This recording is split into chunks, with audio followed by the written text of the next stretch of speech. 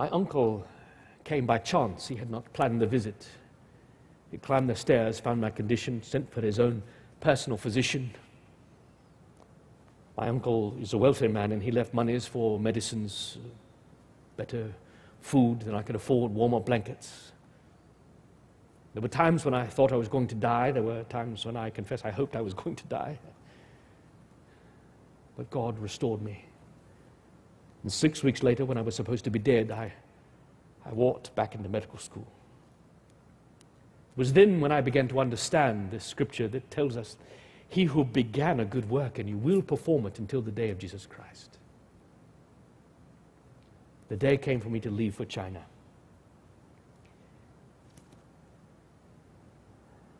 My mother came to see me off. We sat in a tiny cabin, 5 feet by 7, that was going to be my home for those 6 months it took to sail from England to China in those days.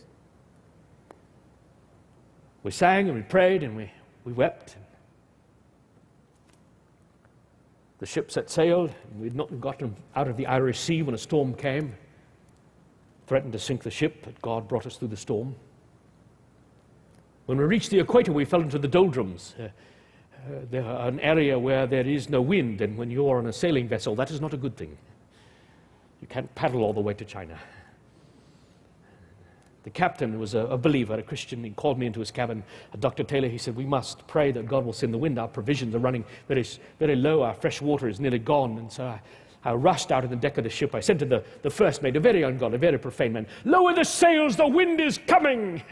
And he laughed in my face until he felt the breath of God in his. God brought the wind, and it did not fail us all the way to China. When I arrived in China, I found a land in turmoil. A land in which a civil war had been going on for some 10 years prior to my arrival. A land in which we estimate 1 million souls died every month without Jesus Christ. I arrived with all of the zeal and none of the knowledge of a very young missionary. I did not speak Chinese. I had some letters of introduction, but the people that I had letters to had left. Finally, an older missionary took pity upon me. He helped me find someone to teach me Chinese, find me a place to stay. We began to minister the Chinese as best we could. In those days, with the Civil War going on, all of the Europeans, the merchants, the missionaries, the Dutch, the French, the Germans, the English, they were all kept in a walled-off part of the city. And if you wanted to share the gospel with people outside of the wall, you had to get special permission. And so the only people around us were the Chinese people inside the wall, and we had shared the gospel so many times with them, they knew it far better than we.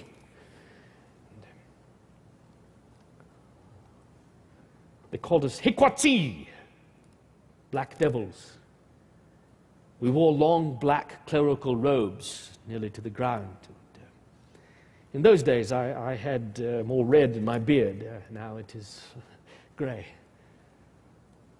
But the Chinese people believed that people with red hair are possessed of the devil. Perhaps you know someone that would lead you to agree with their position. I'm not certain, but can you imagine? Here I am, dressed in black, for them an evil color, red in my beard, possessed of the devil, trying to tell them about Jesus Christ. They did not understand, and I did not understand why they did not understand. They would take our booklets and our pamphlets, and we felt so gloriously wonderful because we had given them the gospel. But I remember once I had given out all of my pamphlets, and I was feeling so wonderful about giving out the gospel of Jesus Christ. And I went around the corner, and there was a man I had just given a handful of pamphlets to, trading them just for the paper so that he could get money to buy rice wine. I realized that I had not come to China to tell them about Jesus Christ. I had not come to convert them to Christianity. I'd come to convert them to Englishmen. After all, that's what Christians look like. They look like Englishmen, is it not? Whatever country you might represent, we all think that Christians look exactly like ourselves. I had come into a country far older than my own, a country with its own art, its own musical scale, its own culture. And I was trying to make them into me, not into Jesus Christ. How foolish.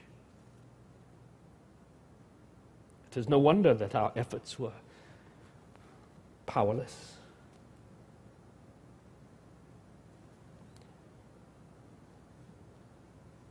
And so then I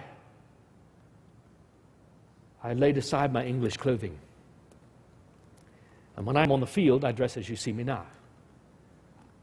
I shaved my head. I grew a queue, a long braid. The Chinese people believed that their gods would steal boy children away, and so when their boys were born, they would shave their heads, grow a queue to fool their gods. And you say, well, what a silly thing. We are no different. We try to fool God all the time. We try to fool God by the way we dress, the words we speak, even sometimes carrying a Bible. The difference is that God, our God, is real, and He knows the thoughts and the intents of our heart. He cannot be fooled. We are not so very different, are we? I shaved my beard in the Mandarin shape. I shaved my eyebrows to give my eyes the beautiful almond shape of the Oriental eye. I tried to dye my skin, but I was not very successful. I nearly killed myself with that experiment. I would not recommend it. I became Chinese.